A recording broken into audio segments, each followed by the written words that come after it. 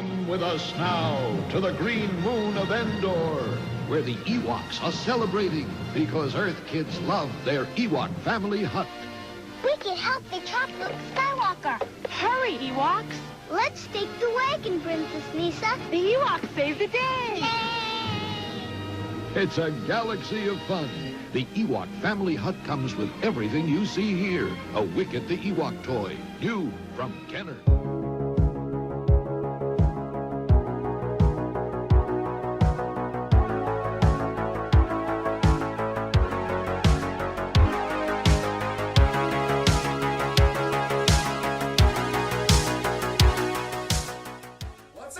Welcome back to another edition of Neon Trash. Today is Tommy the Hammer's pick.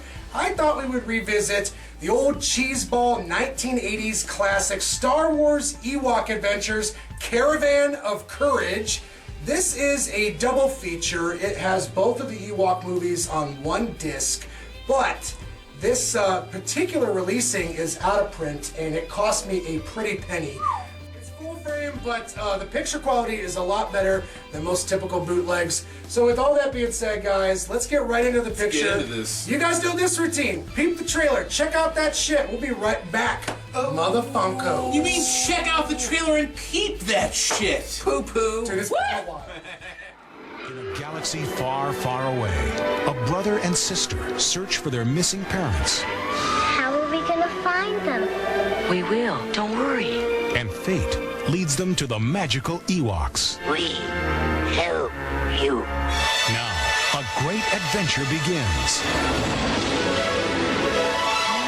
You hear that?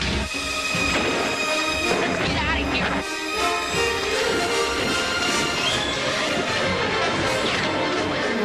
Watch out! Behind you!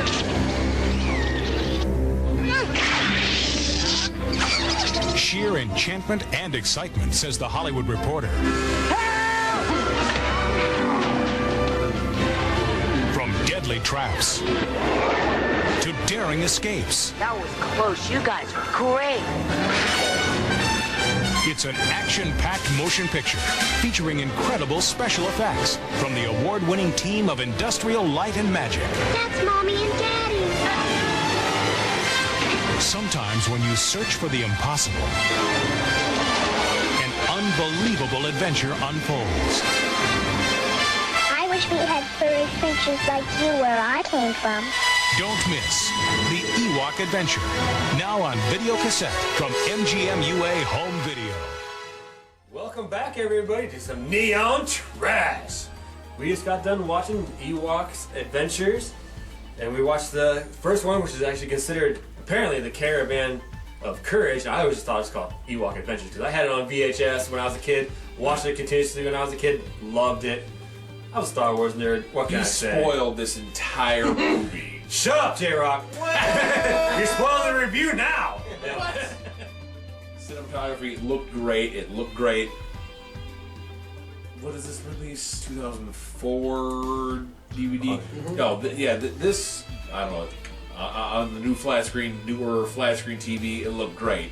You know, colors still popped. You know, obviously they picked great places to film.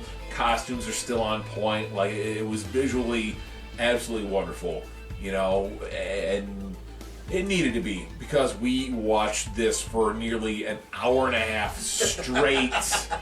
And like, I mean, Tom said, I'll steal a bit of his thunder, and said this was actually really more meant to be like episodes of like a TV series, and you could totally tell because there was like, you know, 8 or 10 scenarios that they went through in this movie. It's like, if you're gonna make this a movie, you need to parse this down a bit, you know.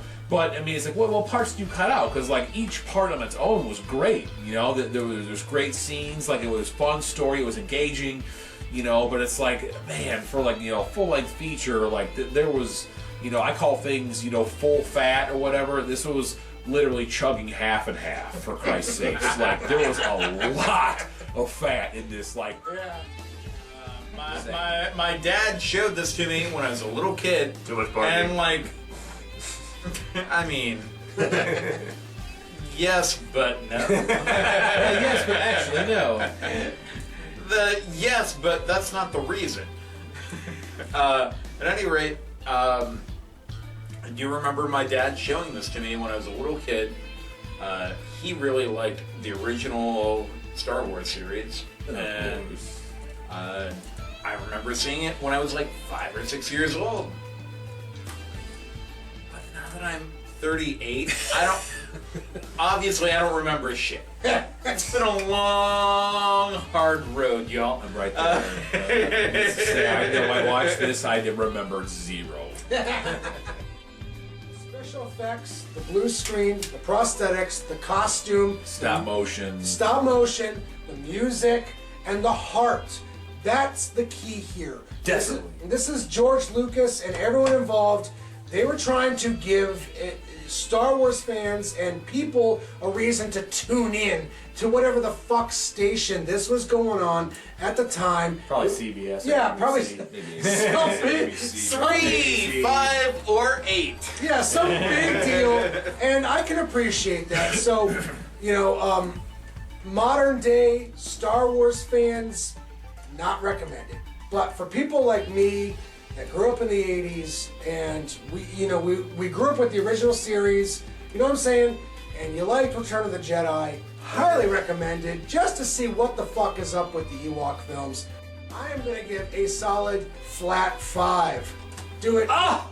Do it, Dean. Kidding. Flat 5. For me, like, I like it. Go on. something like this has to be tempered with my younger self and older self. Shit was great. I loved it.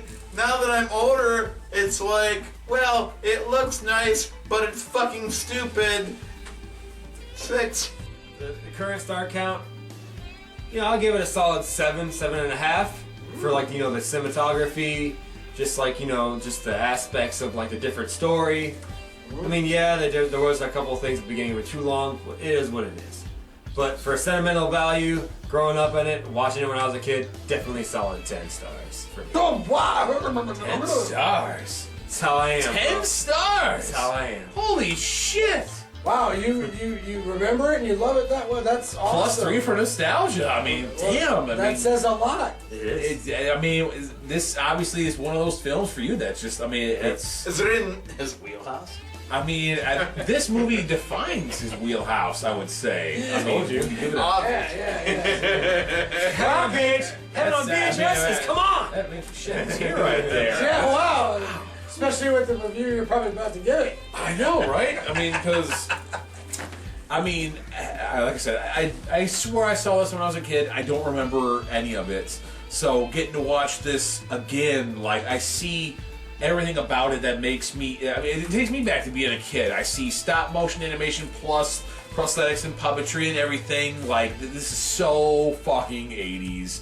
And yeah, I love that about it. But I can see where this is definitely not for a newer generation, because they're gonna, that kind of thing is gonna throw them off. So like why is that? Like, it's gonna look so bad. They won't like it. It really is, and it's okay. Good for them to grow up with such effects that it actually, like that kind of thing. It's all right. It's all right. That's what it is. So nostalgia. I'll give it another point for nostalgia, and that's gonna bring my total to 10. No, I'm sorry. What? I'm not gonna give it a 10. I'm gonna. Do it. Star count. I will give it a point for nostalgia for sure, but that's only going to raise my total to 7. Okay. 10 stars. All right. Wow. I can't appreciate all the costuming and the cinematography that went into this. Like, and the stories were great. There was just there was too many of them. It needed trimmed down.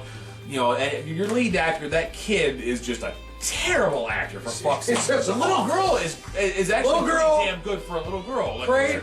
But he, as good as she is for a little kid, he just really sucked. And the Ewoks, they did as much as they could do, being in a fursuit with glass eyes, going yug yug all the time. Yeah. Here's my point, real quick, before we wrap it up here. I feel like the Ewoks worked better in Return of the Jedi because you had them at that last point of the film. They were the same suits. Exactly. Well, they were also weren't the focus of it. They weren't the focus, but they were at the end of the Return of the Jedi. and it was kind of like a thing where you got enough of them. You know what I'm saying? Whereas this was like too much of them. Wait till the second one. I like that. Oh, yeah, right. So That's for another time. for sure. I hope we've been informative, motherfuckers. Until the next time, tune Tune in to Neon Trash.